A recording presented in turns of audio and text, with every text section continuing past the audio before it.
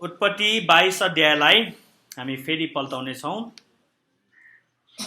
अनि आज हामी अब्राहमको विश्वासको जाँचको बारेमा हामी हेर्न गइरहेका छौँ। अनि अब्राहमले यहाँ एउटा अचम्मको परमेश्वरबाट सन्देश पाउनु भएको हामीले यहाँ देख्छौँ, अब्राहमको विश्वासको जाँच भनेर। अनि यो अध्यायलाई हिब्रूमा एकेदा भनिन्छ। एकेदा भनेको बाँध्नु, के को लागि बाँध्नु? होम बलि गर्नको निम्ति। जुन हामीले हैन नेपालमा पनि कुनै मन्दिरमा कसैलाई बोका या भेडा या हैन जनावरलाई जब मन्दिरमा बलिदान गर्न लगिन्छ नि, तब त्यो बोका भाग्छ भनेर बाँधिन्छ नि। जब अनि सबै कुरा भएपछि जब काटिने बेला आउँछ तब मात्र त्यहाँबाट खोलिन्छ है। अनि यो एकेदा भनेको चाहिँ के हो भने यहाँ अब्राहमले इसाकलाई बलिदानको निम्ति बाँधेको छ। केमा बाँधेको छ? दाउरामाथि राखेर नभागोस् भनेर बाँधेको छ। अनि यहाँ चाहिँ इसाक बलिदानको निम्ति अब्राहमले बाँधेको कारणले यो अध्यायको नाम नै एकेदा भनेर भनिन्छ। अनि हामीलाई थाहा छ अब्राहमलाई परमेश्वरले वृद्ध अवस्थामा, साराको रजस्वला बन्द भइसकेको थियो, अप्राकृतिक रूपमा परमेश्वरको शक्तिको प्रदर्शन गर्न त्यो वृद्ध अवस्थामा इसाकलाई दिनुभयो, जुन स्वाभाविक रूपमा सांसारिक रूपमा असम्भव थियो। तर परमेश्वरको लागि केही पनि असम्भव छैन। अनि यो कुराले सारा र अब्राहमको जीवनमा एकदमै रमाहाट भएको, किनभने उत्तराधिकारीको प्रतीक्षामा थियो। अनि अब्राहम सन्तान विहीन थियो। त्यो बेला सन्तान नहुनुलाई मरे तुल्यको गन्थ्यो। बाँझी हुनु भनेको एकदमै परमेश्वरको श्राप जस्तै मानिन्थ्यो। अनि अब्राहम यति चिन्तित थियो कि दमस्कसको एलिएजार अर्थात् आफ्नो घरको उत्तराधिकारी आफ्नो दास हुने कुराले गर्दाखेरि अब्राहम एकदमै चिन्तित थियो र मृतक जस्तै अब्राहम भएका थिए। र परमेश्वरले हस्तक्षेप गर्नुभयो र त्यो वृद्ध अवस्थामा हैन 90 वर्ष पुगिसकेको थियो सारा, अब्राहम लगभग 100 वर्ष पुगिसकेको थियो। त्यति बेला परमेश्वरले जुटाउनु भयो। अनि यो छोरालाई, यो एकलौटे छोरा, अब्राहम र साराको एक्लो छोरा, प्रतिज्ञाको सन्तान, भलै इस्माइल थियो तर इस्माइल हागारबाट जन्मेको थियो, साराबाट होइन। अनि यो वृद्ध अवस्थाको एक्लो छोरालाई परमेश्वरले यहाँ बलिदानको निम्ति माग गर्नुभयो। बलिदानको निम्ति माग गर्नुभयो। अनि यो अब्राहमको निम्ति एकदमै महान परीक्षा, ठुलो परीक्षा थियो। 22 पदको 1 मा केही समयपछि परमेश्वरले अब्राहमको ठुलो जाँच गर्नुभयो र तिनलाई भन्नुभयो, ए अब्राहम। तिनले भने, म यही छु। उहाँले भन्नुभयो, तेरो छोरा अर्थात् तैँले माया गरेको तेरो एउटै छोरा इसाकलाई लिएर मोरियाको देशमा गई मैले तँलाई देखाएको डाँडामा त्यसलाई होम बलि गर। तैँले माया गरेको। यदि अब्राहमलाई परमेश्वरले इस्माइललाई बलिदान गर भनेको भए अलिकति मन सन्तोक हुन्थ्यो होला। तर तैँले माया गरेको तेरो सबैभन्दा ठुलो आशा, तेरो बुढेसकालको सहारा र तेरो एउटै मात्र आशा कि तैँले मैले भनेको आज्ञा पालन गर्छ कि गर्दैन भनेर जाँच थियो। अनि परमेश्वरले अब्राहमको सबैभन्दा प्रिय कुरालाई खोज्न चाहनु भएको थियो है। अब तपाईहरुलाई भनिहालौँ, मुस्लिमहरूको कुरानमा चाहिँ के लेखेको छ भने अब्राहमले इसाकलाई होइन इस्माइललाई चाहिँ बलिदान गरे भनेर लेखेको छ है। त्यही भएर उनीहरूले इस्माइली भन्छ आफैलाई। अरबीहरू चाहिँ सबै इस्माइलबाट आएको भनेर भन्छ। अनि उनीहरूले त्यसरी नै लेखेको छ। तर बाइबलमा हामीले पाउँछौँ इसाकलाई बलिदान गरेको। अब अब्राहमलाई समस्या हुनु, दुःख पर्नु, चोट पर्नु, असह्य पीडा हुनु स्वाभाविक थियो। किनभने परमेश्वर जस्तो महान सर्वशक्तिमान परमेश्वरले मेरो खुसी नै देख्नु सक्नु भएन भन्ने भान पक्कै पनि भयो होला। अनि सारालाई अब यो कुरा थाहा नहुन सक्छ हैन। यदि थाहा पाए भने साराले त पक्कै पनि इसाकलाई नदिन सक्छ। र यहाँसम्म कि हैन यो अब धेरै अयुबसँग मिल्दा जुद्ध आउँछ। अयुबको पनि सबै प्रिय कुराहरू परमेश्वरले खोज्नु भयो भनेर अयुबलाई राम्रोसँग थाहा थियो। यहाँ पनि अब्राहमले बुढेसकालको सहारा र एकमात्र बुढेसकालको लट्ठीलाई परमेश्वरले खोज्दै हुनुहुन्छ भन्ने कुराको चेतना अब्राहमलाई भयो। अब कि त अब्राहमले परमेश्वरलाई सराप्नु पर्यो, यस्तो पनि हुन्छ तपाईले दिनुभएको तपाईले लानुभएको मैले तपाईलाई यस्तो प्रशंसा आराधना र तपाईको भक्ति गरे, अहिले आएर तपाईले मेरो यस्तो गर्नुभयो भनेर हैन सराप्नु सक्थ्यो हैन। त्यो बेला त त्यस्तै चलन थियो। हामीलाई थाहा छ अयुबको श्रीमतीले परमेश्वरलाई सराप अनि मर्नुहोस् भनेर भन्नुभयो। अनि एकदमै भाव विभोर भए अब्राहम। अब यहाँ लेखिएको छैन एकदमै जे होस् त्यो रात सुत्नै सकेन होला, अब के हुन्छ होला भनेर। तर पनि अब्राहमले विश्वास गरे र त्यो नै उहाँको निम्ति धार्मिकता गनियो भनेर लेखिएको छ। सुन्नु है, म एकदमै तपाईहरुलाई इन्ट्रेस्टिङ तरिकाले यो भन्दैछु, एकदमै ध्यान दिएर सुन्नु होला। अनि हामी यो येशू ख्रीष्टसँग सम्बन्धित गर्नेछौँ। अनि अब्राहमलाई यो पनि थाहा थियो कि परमप्रभु परमेश्वरले कहिले पनि मानव बलिदान चाहनुहुन्न, किनभने इजरायलमा मान्छेको बलिदान निषेधित थियो। इजरायल वरिपरिका अरू जातिले चाहिँ मान्छेलाई बलिदान चढाउँथ्यो। जसरी बोका साँडेलाई बलिदान चढाउँछ त्यसरी नै मान्छेको बलि हुन्थ्यो, मान्छेको भोग हुन्थ्यो। अरू पलिस्तीहरूले हैन मोलेक भन्ने देवताहरू थियो इजरायलको वरिपरि। तर अब्राहमलाई राम्रोसँग थाहा थियो कि परमप्रभु परमेश्वरले मान्छेको भोग र मान्छेको बलिदान कहिले पनि खानुहुन्न, उहाँले ग्रहण गर्नुहुन्न। तर यहाँ त मान्छेकै बलिदान चढाउ भनेको छ। अब्राहम त एकदमै मान्छेको बलिदान, त्यो पनि आफ्नै छोराको बलिदान कसरी गर्ने, एउटा बुवाले वृद्ध अवस्थामा पाएको छोरालाई कसरी दिने भन्ने कुरामा अब्राहम एकदमै भाव विभोर भएको हामीले देख्न सक्छौँ।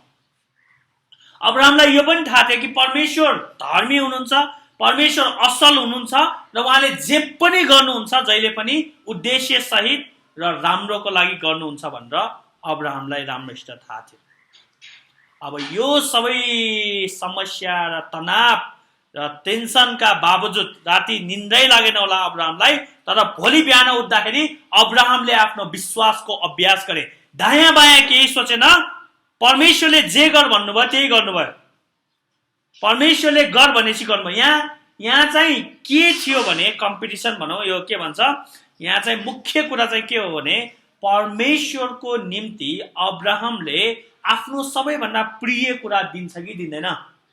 यसले मैले भनेको कुरा मान्छ कि मलाई उल्टो यसले कराउन आउँछ या प्रश्न गर्न आउँछ, आफ्नो छोरालाई मेरो निम्ति दिन्छ कि दिँदैन भन्ने कुराको यहाँ एकदमै मुख्य कुरा चाहिँ त्यो थियो। पछि परमेश्वरले अब्राहमलाई आशिष दिनुहुँदाखेरि के भन्नुभयो, मेरो खातिर तैँले आफ्नो एकमात्र छोरा पनि रोकिराखेन तर मलाई दिइहाल्यो भनेर त्यो कारणले आशिष दिनुभयो। भनेपछि अब्राहमको मिसन के थियो, परमेश्वरको आज्ञा पालन गर्नु, परमेश्वरको आज्ञा शिरोपर गर्नु, परमेश्वरको आज्ञा आत्मसात गर्नु र परमेश्वरले भने अनुरूप र मुताबिक गर्नु नै अब्राहमको मिसन थियो। र त्यो मिसनमा अब्राहम कतिको सफल र कतिको असफल हुन्छ भन्ने कुरामा परमेश्वरले यहाँ अब्राहमलाई जाँच्दै हुनुहुन्छ।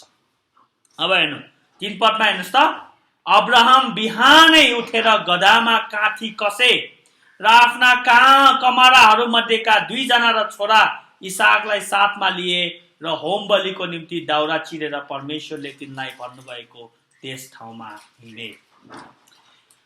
इसाकलाई पनि थाहा छैन, नोकरहरूलाई पनि थाहा छैन र मेरो विचारमा सारालाई पनि थाहा छैन होला कि परमेश्वरले के गर्नुभयो। यदि यो कुरा इसाकलाई भनेको भए पनि मिसन फेल हुन्थ्यो, सारालाई भनेको भए पनि मिसन फेल हुन्थ्यो, कमाराहरूलाई भनेको भए पनि मिसन फेल हुन सक्थ्यो।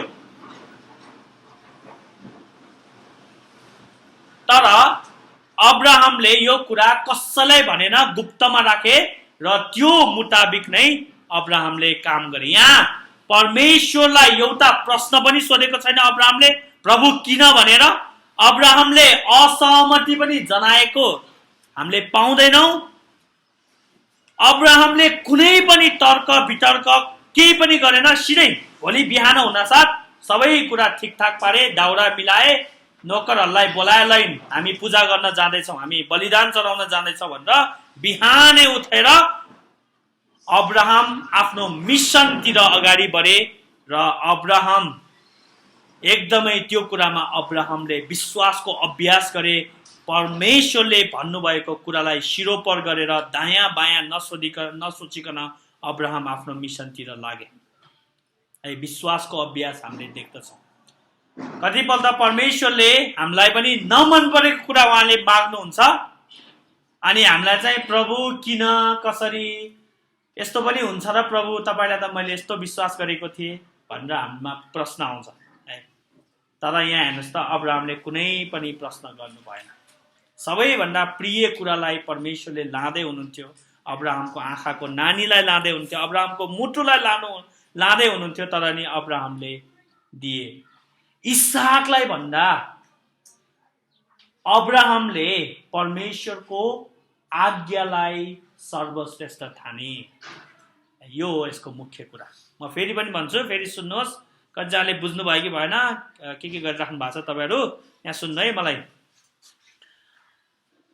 परमेश्वरको आज्ञालाई अब्राहमले प्राथमिकता दिए, पहिलो स्थानमा राखे, आफ्नो छोरालाई भन्दा पनि। अनि अब्राहमले इसाकलाई बलिदान गर्नको निम्ति लगे। अनि यहाँ के लेखेको छ 3 पदमा, हैन, 3 दिन हिँडेपछि तेस्रो दिनमा अब्राहमले त्यो ठाउँ देखे र कमारालाई भने तिमीहरू यहीँ बसिराख, यो केटा र म गएर पूजा गरेर आउँछु र फर्केर आउँछु भने अब्राहमले दाउरा पनि लिए र चक्कु पनि लिए। 6 पदमा अब्राहमले होम बलिको दाउरा उठाएर आफ्नो छोरा इसाकलाई बोकाए। हेर्नु, कसलाई बोकाएको छ? दाउरा इसाकलाई बोकाएर।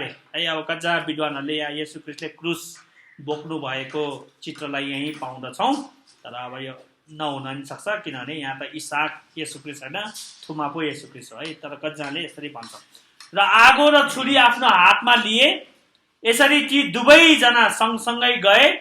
इसाकले आफ्ना पिता अब्राहमले भने बुवा, तिनले भने के हो छोरा?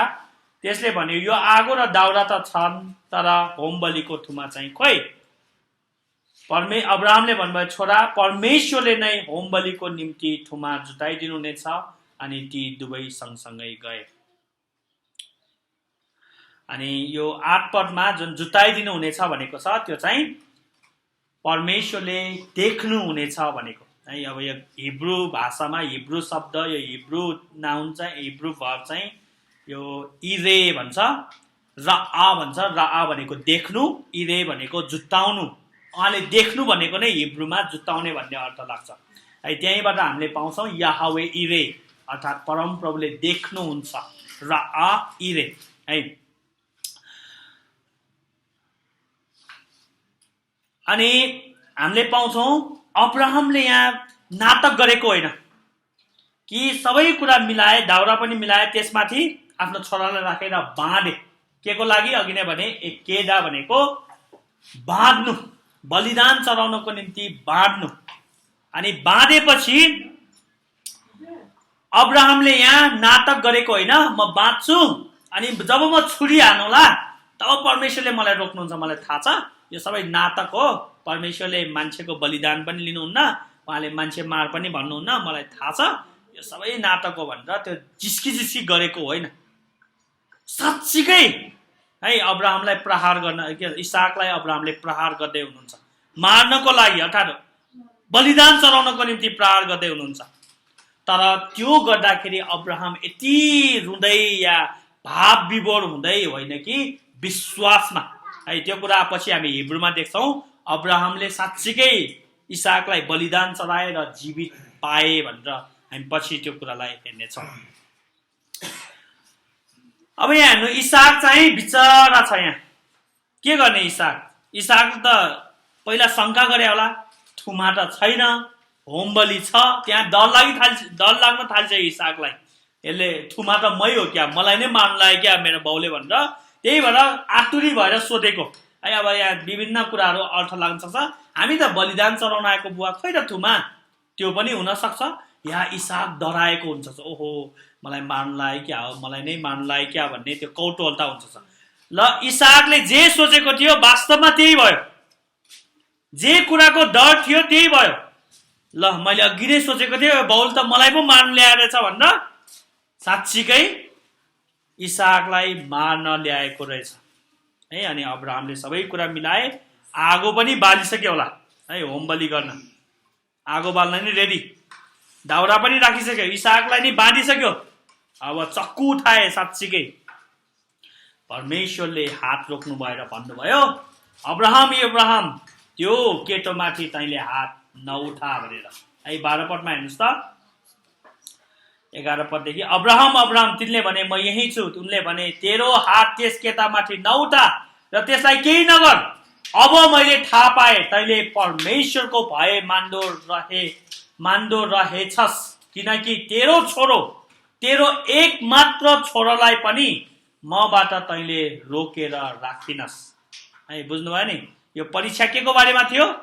परमेश्वरलाई पहिलो प्राथमिकता दिन्थ्यो कि आफ्नो छोरालाई पहिलो प्राथमिकता दिन्थ्यो? परमेश्वरको आज्ञा कति हदसम्म अब्राहमले मान्छ? आफ्नो एकमात्र छोरालाई नै बलिदान गर्न तयार हुन्छ कि हुँदैन अब्राहम? हेर्नुहोस्, अब्राहमले विश्वासको अभ्यास गरेको हुनाले अब्राहमले आफ्नो मिसनमा सफलता पाए। परमेश्वरको आज्ञालाई नै पहिलो स्थानमा राखे र परमेश्वरको शिरोपर गरे र परमेश्वरको वचनलाई राखे, जसको कारणले अब्राहम परमेश्वरको जाँचमा उत्तीर्ण भए, सफल भए। त्यसपछि अब अब्राहमलाई या उत्तीर्ण भएपछि, मिसन कम्प्लिट भएपछि इनाम दिनुहुन्छ परमेश्वरले। त्यो इनाम भनेको यहाँ हामीले के भन्छ 15 पददेखि पाउँछौँ। त्योभन्दा अगाडि हामीले पाउँछौँ यहाँ अब्राहमले माथि हेरेर एउटा भेडा झाडीमा सिङ अल्झेर फसेको देखे। अब्राहमले गएर त्यस भेडालाई ल्याएर तिनका छोराको सत्तामा त्यसलाई होम बलि गरे। यसकारण अब्राहमले त्यस ठाउँको नाम परम प्रभुले जुटाउनुहुन्छ, अर्थात् याहवे इरे। इरे भनेको मैले अघि नै भने रआ भन्ने भब छ, क्रिया छ हिब्रूमा, त्यो भनेको देख्नु हो। अनि इरे भनेको जुटाउनु भन्ने अर्थ लाग्छ। परम प्रभुले जुटाउनुहुन्छ राखे, परम प्रभुको डाँडामा जुटाइने छ भनी आज पर्यन्त भनिन्छ। यो चाहिँ मोसाले लेख्दाखेरि यो प्रेजेन्ट टेन्समा लेखेको भनेर कतिजना विद्वानले भन्छ र यहाँ धेरै कुरा छन्। कतिजनाले यही ठाउँमा सुलेमानले मन्दिर बनाएकोले यो मन्दिर जुटाउनुहुन्छ र बलिदान गर्ने वेदी जुटाउनु हुनेछ भन्ने कुरा नि लाग्छ। अब यहाँ धेरै अर्थहरू छन्, त्यतातिर हामी जाने छैनौँ। यो परमप्रभुको डाँडामा जुटाइने छ भनेको के हो भनेर विद्वानहरूको टाउको दुखेको छ। जे जस्तो भए पनि हैन, अब कतिजना चाहिँ भन्छ येशू ख्रीष्ट क्रुसमा, हैन, उहाँलाई क्रुसमा टाँगेको यही डाँडामा भन्छ। कतिजनाले के भन्छ, हामी त्यतातिर जाँदैनौँ। अनि त्यसपछि मिसन कम्प्लिट भएपछि परमेश्वरले यहाँ आशिष दिनुभयो, प्रतिज्ञा दिनुभयो। 15 पददेखि, परमप्रभुका दूतले दोस्रो पल्ट स्वर्गबाट अब्राहमलाई कराएर भने, परमप्रभु भन्नुहुन्छ मैले आफ्नो नाउँमा शपथ खाएको छु। हेर्नुहोस्, परमेश्वरले आफ्नै नाउँमा शपथ खाने हुन्छ कि तैँले यो काम गरेको हुनाले, यो मिसन कम्प्लिट गरेको कारणले र तेरो छोरो अर्थात् तेरो एउटै छोरोलाई पनि मबाट नरोकेकोले म निश्चय, यो हिब्रूमा हेर्नुपर्छ, यो आशिष दिन्छु भनेको 100% भनेको, म निश्चय नै तँलाई आशिष दिनेछु। तेरो सन्तानको वृद्धि गरेर आकाशका तारा र समुद्र किनारका बालुवा सरह म तुल्याउने छु। तेरो सन्तानले आफ्ना शत्रुहरूका सहरहरू कब्जा गर्नेछन्। तेरै सन्तानद्वारा पृथ्वीका सबै जातिहरू आशिषित हुनेछन्, किनकि तैँले मेरो वचन पालन गरिस्। हेर्नुहोस्, यो चाहिँ परमेश्वरले दिनुभएको प्रतिज्ञा अर्थात् आशिष हो अब्राहमको जीवनमा। भनेपछि समग्रमा भन्नुपर्दा यहाँ हामीले के देख्छौँ? अब्राहमको लगाव झुकाव, अब्राहमको विश्वसनीयता, परमेश्वरको वचनप्रतिको विश्वसनीयता र अब्राहमले विश्वासलाई काममा देखाएको कुरा हामीले पाउँछौँ। जुन याकुबको पत्रले हामीलाई भन्दछ अब्राहम विश्वासद्वारा मात्र धर्मी ठहरिएको होइन, त्यो विश्वासलाई अभ्यास गरेको कारणले धर्मी ठहरिएको भनेर है। अनि त्यो कुरा हामीले यहाँ राम्रोसित देख्छौँ। त्यही भएर अब्राहमको नामको अर्थ नै के हो? विश्वासको पिता है धेरैजनाको पिता जसलाई विश्वासको पिता पनि भन्छ उहाँको एकदमै परमेश्वरमा ठुलो विश्वास थियो र त्यो विश्वासको परिणाम हामीले यहाँ एकदमै राम्रोसित देख्छौं त्यो जाँचमा सफल भएको अब्राहमले यति हदसम्म परमेश्वरमा विश्वास गरे कि आफ्नो छोरालाई बलिदान चढाउन पनि रोकेन अब्राहम र अब्राहमले यति हदसम्म गरे कि आफ्नै छोरालाई बलिदान चढाउन पनि अब्राहम राजी भए अनि यो कथा यो घटना एकदमै विशिष्ट खालको छ एकदमै उदेकको छ यहाँ हामीले के देख्छौं भने परमेश्वर पिताको काम र पुत्र येशूको काम दुईटै काम एकैचोटि देख्छौं सायद बाइबलमा मेरो विचारमा पुरानो नियममा परमेश्वर पिता र पुत्र येशू ख्रीष्टको काम समग्रमा देखाइएको अध्याय चाहिँ सायद यो मात्र हुन सक्छ एकदमै स्पष्ट रूपमा अब म तपाईहरुलाई देखाइदिन्छु कि यहाँ परमेश्वर पिताको काम र पुत्र येशूको काम कसरी झल्किएको छ कसरी देखाइएको छ भनेर पहिला हामी प्रभु येशूसँग सम्बन्धित गरौँ यो वचनलाई हामीलाई थाहा छ यो सबै पूर्व छाया थियो कि प्रभु येशूको बारेमा हो सबै बाइबल पुरानो नियमका घटनाहरू प्रभु येशूलाई इंकित गर्दै थियो प्रभु येशू आउँदै हुनुहुन्छ प्रभु येशू ख्रीष्टको व्यक्तित्व र कार्यको बारेमा हो र अघि हामीले पढ्यौं यूहन्ना 8:56 मा हेर्नुस् त यूहन्ना 8:56 मा हामीले यहाँ पाउँछौं कि यहुदीहरुसँग जब येशू ख्रीष्टको वाद विवाद भयो यहाँ अब्राहमको प्रसंग निस्केको थियो र यो प्रसंग निस्किँदाखेरि यहाँ येशू ख्रीष्ट आफैले यो कुरालाई भनिदिनु भयो यूहन्ना 8:56 मा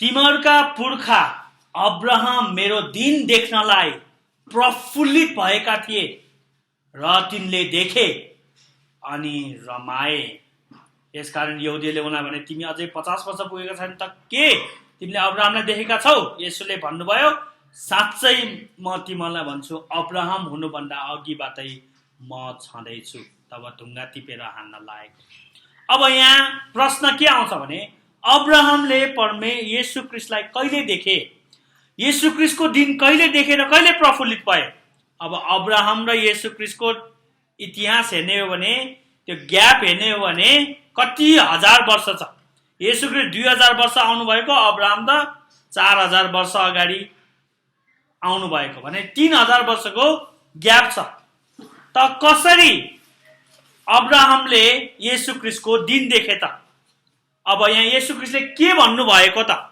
भनेर विद्वानहरूले यसरी भन्छन् एउटा दुईटा छन् एउटा चाहिँ के हो भने अब्राहम स्वर्गमा हुनुहुन्छ र येशू ख्रीष्टको दिन चाहिँ अब्राहमले स्वर्गबाट देखे र स्वर्गमा अब्राहम रमाउनु भयो त्यो हुन सक्छ तर त्यो भन्दा नि राम्रो चाहिँ अब्राहमले यो मोरियाको डाँडामा देखेका थिए पूर्व छाया परमेश्वरले अब्राहमलाई अब्राहमकै सन्तान येशू ख्रीष्ट आउनुहुनेछ र उहाँको दिन त्यो मोरियाको डाँडामा त्यो बलिदानमा देखाइदिनु भयो र अब्राहम त्यहाँ एकदमै प्रफुल्लित हुनुभयो किनभने आफ्नो छोराको सत्तामा परमेश्वरले थुमा जुटाइदिनु भयो अब्राहम अवश्य पनि प्रफुल्लित भए र त्यो मात्र होइन अब्राहमले विश्वासको आँखाले येशू ख्रीष्टको दिन देखेका थिए किनभने इसाकको सत्तामा थुमा जुटाइएको थियो र थुमा जुटाउनु नै याहवे इरे परमेश्वरले एक दिन मानव जातिको लागि परमेश्वरको थुमा अर्थात् येशू ख्रीष्टलाई जुटाउनु हुनेछ भन्ने कुरा अब्राहमले त्यो बेला बुझिसकेका थिए विद्वानहरूले यसरी पनि भन्छन् कि इसाक भनेको मानव जातिको प्रतिनिधि हो थुमा भनेको येशू ख्रीष्ट मानव जातिको पापको लागि येशू ख्रीष्ट मर्न आउँदै हुनुहुन्छ भन्ने कुरा अब्राहमले देखेर प्रफुल्लित भए येशू ख्रीष्टको महिमा भनेको यूहन्नामा जहिले नै क्रुस हो अर्थात् क्रुस देखे त्यही भएर बप्तिस्मा दिने यूहन्नाले के भने हेर परमेश्वरको थुमा है अब इन्ट्रेस्टिङ कुरा चाहिँ के छ भने यही बप्तिस्मा दिने यूहन्नाले मात्र यो फ्रेज प्रयोग गरेका थिए, परमेश्वरको थुमा भनेर, अरू कसैले पनि गरेका थिएन। हेर परमेश्वरको थुमा जसले संसारको पाप, अब नेपाली बाहिरमा उठाइ लानुहुनेछ भन्न छ, तर त्यो मिल्दैन हैन, त्यसको सेन्स आउँदैन। त्यो भनेको खास वास्तवमा ग्रीकमा के हुन्छ भने हेर परमेश्वरको थुमा जसले संसारको परमेश्वरको क्रोधलाई मन्साउनुहुन्छ हो के, पन्साउनुहुन्छ हो, उठाइ लानुहुन्छ भनेर सेन्स आउँदैन है। उठाइ लाएर कहाँ लग्यो है, परमेश्वरको क्रोध छ नि, क्रोधलाई मन्साउनु हुनेछ अरे है। हामीलाई थाहा छ नि, धामी झाँक्रीले मन्साउँछ हुन्छ नि, हो त्यस्तै हो। तर परमेश्वरको क्रोध जुन हामीमा पर्नु पर्ने थियो, आउँदा आउँदै उहाँले डाइभर्ट गरिदिनु भयो, अभर्ट भन्छ त्यसलाई। येशू ख्रीष्टले त्यो गरिदिनु भयो भनेर। किनभने क्रोध त कसमा पर्न लागेको थियो, दण्ड त कसमा पर्न लागेको थियो, इसाकमा पर्न लागेको थियो नि। तर इसाकको सत्तामा परमेश्वरले कसलाई दण्ड दिनुभयो, कसलाई गर्नुभयो प्रहार, थुमालाई, झाडीमा अड्केको थुमालाई, मोरियाको डाँडामा। अनि इसाक चाहिँ बचाइए थुमाको कारणले, थुमाको मृत्युले इसाकको जीवन बच्यो। त्यसरी नै यो कुरा चाहिँ क्रुसमा पुरा भयो, येशू ख्रीष्टको मृत्युले हामीमा जीवन आयो। यो चाहिँ अब्राहमले देखेका थिए र अब्राहम प्रफुल्लित भएका थिए। ल हेर्नु, अब म तपाईलाई देखाइन्छु। मैले अघि नै भने सबैजनाले हिब्रू 11 पल्टाउनुहोस् त। यो अब्राहमले नाटक गर्नुभएको थिएन, यो मेरो छोरालाई म प्रहार गर्छु अनि परमेश्वरले रोकिहाल्नुहुन्छ भनेर, त्यहाँ होइन। यो चाहिँ हिब्रू 11 19 हेर्नुहोस् त। यहाँ अब्राहमको बारेमा यहाँ हिब्रूको लेखकले भन्नुहुन्छ, परमेश्वरले मानिसहरूलाई मरेकाबाट पनि फेरि जीवित पार्न सक्नुहुन्छ भन्ने कुरा अब्राहमले सोचे र भनौँ भने उनले इसाकलाई फिर्ता पाए है। अब्राहमले नाटक गरेको न, साँच्चीकै प्रहार गर्न खोजेको। तर अब्राहमलाई के विश्वास थियो भने यदि मैले मेरो छोरालाई मारे तापनि, बलिदान चढाए पनि, मलाई थाहा छ परमेश्वरले यसलाई बिउटाउनुहुन्छ, मृतकबाट जीवित पार्नुहुन्छ। नत्र भने के हुन्छ, इसाकलाई लिएर जति पनि प्रतिज्ञा गर्नुभएको छ नि परमेश्वरले, त्यो प्रतिज्ञा त भङ्ग हुने भयो, नाश हुने भयो। इसाक त जहिले नि बाँचि नै राख्नु पर्यो। हो, त्यो विश्वास अब्राहमलाई थियो। हेर्नुहोस्, विश्वासले यसरी काम गर्नु पर्दछ। विश्वास कति ठुलो हुन्छ, विश्वासको अभ्यास गर्नु कति आवश्यक छ भनेर हामीले यहाँ अब्राहमको जीवनबाट एकदमै राम्रोसित देख्दछौँ।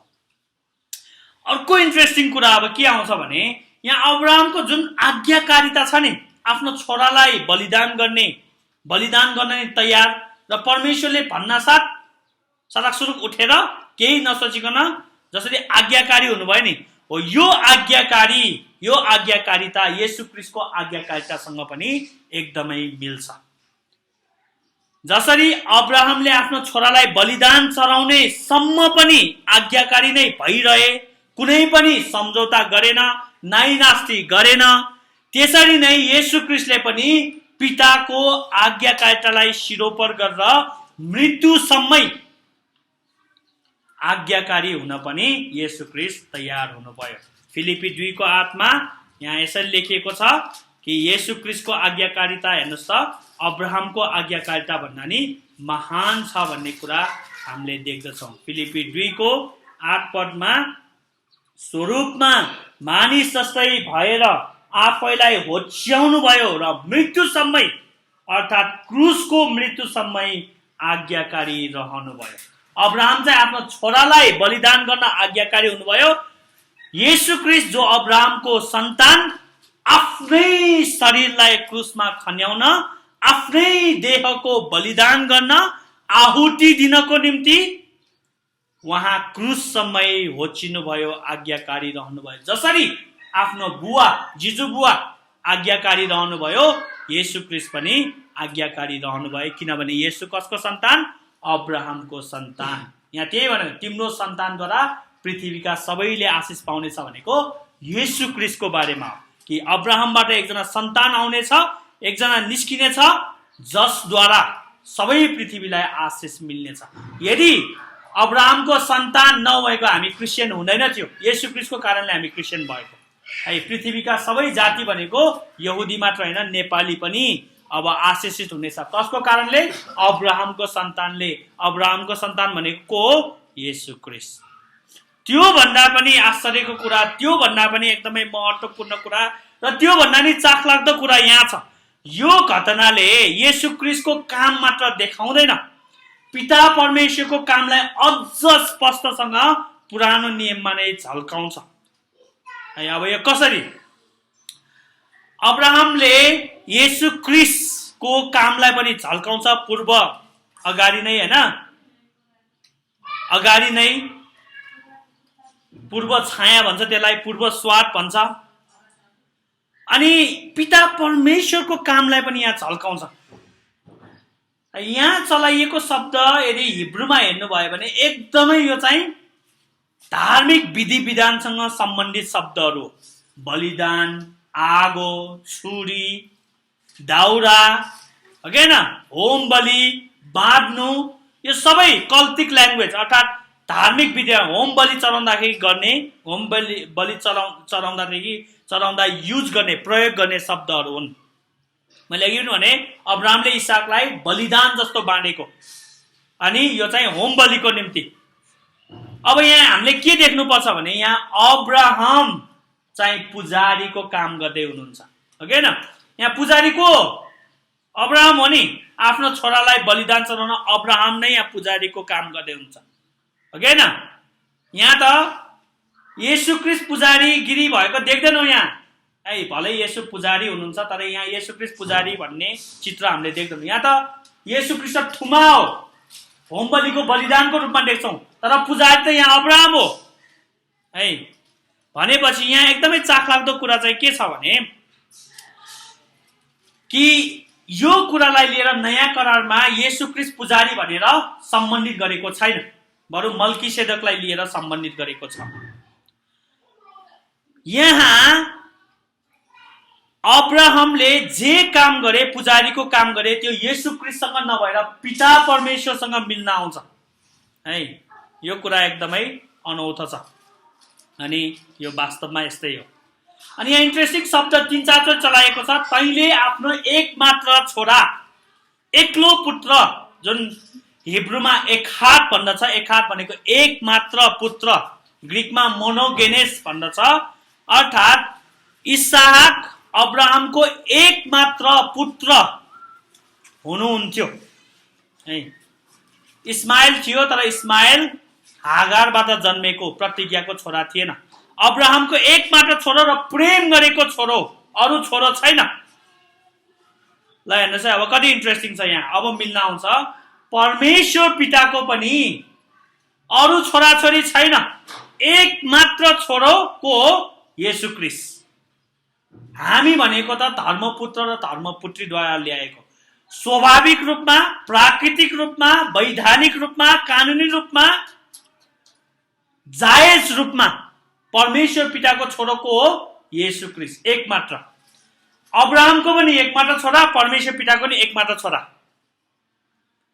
र जसरी अब्राहमले आफ्नो एकमात्र छोरालाई बलिदान गर्न पुजारी भएर बलि चढाए हो, त्यसरी नै नयाँ करारमा हामीले देख्छौँ परमेश्वर पिता पुजारीको रूपमा पहिलोचोटि हामीले देख्छौँ। येशू ख्रीष्ट मात्र पुजारी होइन, परमेश्वर पिता, पिता परमेश्वर पुजारीको रूपमा अब्राहमले जस्तै आफ्नै छोरालाई बलिदान गर्न तयार भए, नाइनास्ती गरेन। अब यो हामीले कहाँ पाउँछौँ?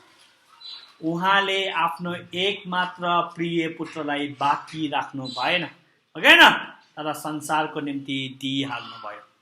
परमेश्वरले संसारलाई यस्तो प्रेम गर्नुभयो, उहाँले आफ्नो एकमात्र प्रिय पुत्र, एकहात मोनोगेनेस, एकमात्र प्रिय पुत्र संसारमा पठाउनु भयो, संसारलाई दिनुभयो।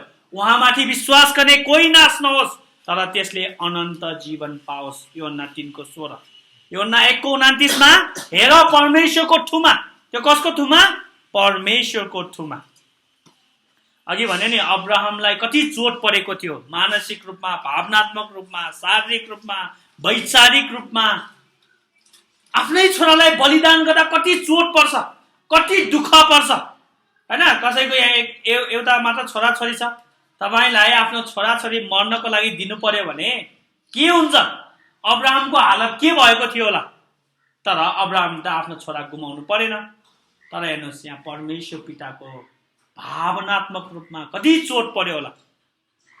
परमेश्वर पिताले आफ्नो छोरालाई बलिदान हुनको निम्ति, क्रुसमा किल्ला ठोकिनको निम्ति, क्रुसमा ज्यादती गरिनको निम्ति, थुकाई र पीडा सहनको निम्ति, भाला घोच्नको निम्ति, रगत छचल्किने गरी, मासु च्यातिने गरी पिटिनको निम्ति दिनुभएको।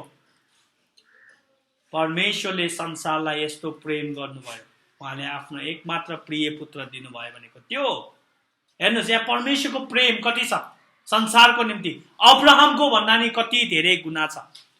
र परमेश्वर आफैले आफ्नो छोरालाई बलिदान गर्नुभएको, परमेश्वरको आफ्नै पुजारीगिरीमा, येशू ख्रीष्टको पुजारीगिरीमा होइन, त्यो चाहिँ अब हिब्रूमा छ, त्यो अर्कै सन्दर्भमा छ। तर यहाँ परमेश्वरले क्रुसमा येशू ख्रीष्टलाई बलिदान गर्दै हुनुहुन्थ्यो भनेपछि क्रुस के भयो? क्रुस परमेश्वरको वेदी थियो। यो कुरा चाहिँ एकदमै इन्ट्रेस्टिङ छ। क्रुस के थियो? परमेश्वरको होम बलि चढाउने वेदी थियो, जहाँ परमेश्वरको ठुमा येशू ख्रीष्टलाई पिता परमेश्वरले होम बलि चढाउनु भयो। मानवको पापको निम्ति, हाम्रो अधर्मको निम्ति, हाम्रो पाप धुनको लागि, हाम्रो पाप क्षमा हुनको लागि र परमेश्वरको क्रोध मन्साउनको लागि, पन्साउनको लागि उहाँले आफ्नै पुत्रलाई बलिदान गर्नुभयो। त्यति बेला परमेश्वर पिताले अर्को ठुमा झाडीमा अड्केको देखेन अब्राहमले जस्तो, तर उहाँले आफ्नै पुत्रलाई बलिदान गर्नुभयो। सबैले हिब्रू 5:8 पल्टाउनुहोस् त। यहाँ एकदमै हामीले देख्दछौँ येशू ख्रीष्ट कसरी पुत्र हुनुहुन्छ र कसरी आज्ञाकारी हुनुभयो भनेर। हिब्रू 5:8 यसरी लेखिएको छ, उहाँ पुत्र हुनुहुन्थ्यो। देख्नुभयो नि, मोसा दास मात्र थिए परमेश्वरको घरानामा, तर उहाँ पुत्र हुनुहुन्छ र हिब्रूको लेखकले अर्को ठाउँमा नि भन्नुहुन्छ उहाँ पुत्र हुनुहुन्थ्यो तापनि आफूले भोग्नु भएको कष्टद्वारा उहाँले आज्ञा पालन गर्न सिक्नुभयो। प्रभु येशूको मिसन भनेको के हो? पिताको आज्ञालाई पालन गर्नु। उहाँले पिताको आज्ञालाई पालन गर्नुभयो र उहाँले आज्ञा पालन गर्न सिक्नुभयो। अनि यहाँ परमेश्वर पिताले पनि येशू ख्रीष्टलाई क्रुसमा बाँध्नुभयो। त्यो नि एकेदासँग मिल्न आउँछ। अब्राहमले चाहिँ इसाकलाई बाँधे, तर येशू ख्रीष्टलाई क्रुसमा किल्ला ठोकियो र उहाँलाई पाप बलि चाहिँ प्रस्तुत गर्नुभयो। रोमी 3 अध्याय पल्टाउनुहोस् त एकचोटि सबैजनाले। यहाँ चाहिँ धेरै बाइबल पल्टाउने अभ्यास भइरहेको छ।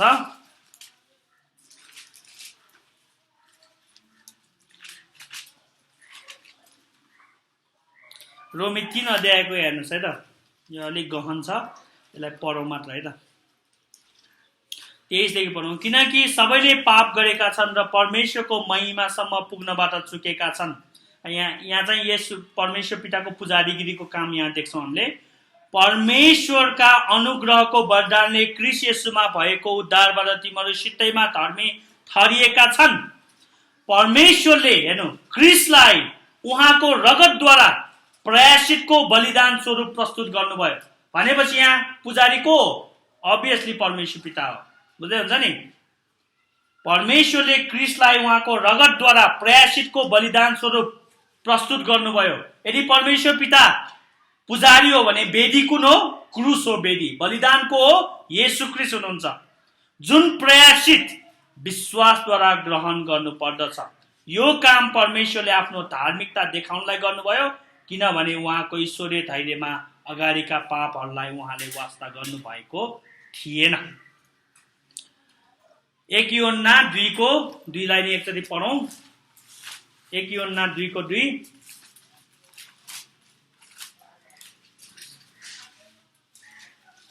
उहाँ हाम्रा पापका निम्ति प्रयासित हुनुहुन्छ र हाम्रा निम्ति मात्र होइन तर सारा संसारका पापका निम्ति पनि।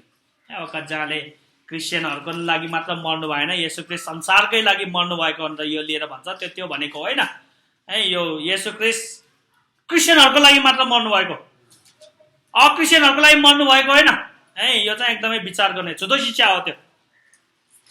येशू ख्रीष्टले के भन्नुभयो, मेरो भेडाले मेरो स्वर सुन्छ। यदि अक्रिस्चियनहरू पनि को निम्ति पनि मर्नु भएको हो भने त हैन, सबैले येशू ख्रीष्टको स्वर सुन्नुपर्ने होइन, किन हामीले मात्र सुन्नु परेको त है। म मेरो भेडाको निम्ति आफ्नो प्राण अर्पण गर्छु, अरूको निम्ति होइन। यो भनेको चाहिँ के हो भने सारा संसार भनेको यहुदीहरूको लागि मात्र होइन, अब गैर यहुदीहरूको लागि पनि आशिष जाँदैछ, उनीहरूको पाप पनि क्षमा हुँदैछ भनेको है। हामी त्यो विषयमा अरू बेलामा हेरौँला।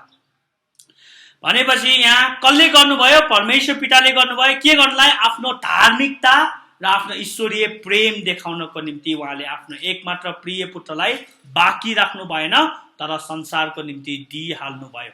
अब यो बलिदान कसको लागि थियो, शैतानको लागि थिएन। यो बलिदान परमेश्वरले आफ्नै धार्मिकता देख्न, आफ्नै क्रोध नाश गर्न। भनेपछि हामी कसबाट बच्छौं, परमेश्वरको क्रोधबाट बच्छौं। कसले बचाउनु भयो, परमेश्वरले नै बचाउनु भयो है। यो चाहिँ प्याराडक्स भन्छ कि यसलाई। उहाँले हामीलाई उहाँकै क्रोधबाट बचाउन उहाँले नै बलिदान दिनुभयो है। बाइबलमा चाहिँ यसरी दिएको हामीले पाउँछौँ। भनेपछि अब्राहमको विश्वासद्वारा, अब्राहमको कामद्वारा हामीले पिता र पुत्रको कामलाई एकदमै राम्रोसित देख्छौँ, जसको प्रयोग चाहिँ पवित्र आत्मा परमेश्वरले गर्नुहुन्छ। अनि हामीले त्रिएक परमेश्वरको काम देख्छौँ। र साँच्चै नै अब्राहमले जस्तो हामीले पनि विश्वासको अभ्यास गर्नुपर्छ। विश्वासलाई हामीले चलायमान गर्न र विश्वासको फल उत्पन्न गर्नको निम्ति हामीले विश्वासको अभ्यास गर्नुपर्छ। र परमेश्वरले तपाईँसँग जे माग्नुहुन्छ त्यो असलको लागि माग्नुहुन्छ। भलै हाम्रो नजरमा त्यो कति खराबी होला, दुष्ट होला, तर हेर्नुहोस् अब्राहमले यहाँ के पाए, प्रतिज्ञा पनि पाए, इसाक पनि फिर्ता पाए, र परमेश्वरले हानि गर्नु भएन। परमेश्वरले त्यो वृद्ध अवस्थाको सहारा खोज्न चाहनु भएको होइन, आशिष दिनको निम्ति। कतिपल्ट परमेश्वरले नराम्रो कुरा ल्याइदिएको जस्तो हामीलाई भान हुन्छ, तर पछि त्यसले असल कुरा नै ल्याउँछ भन्ने कुरा अब्राहमको घटनाले, अब्राहमको जीवनबाट हामीले एकदमै राम्रोसित देख्न सक्छौँ। र यो सबै कुरामा हामीले परमेश्वरको प्रेम देख्छौँ। यो मध्ययुगमा एकजना सन्त थियो।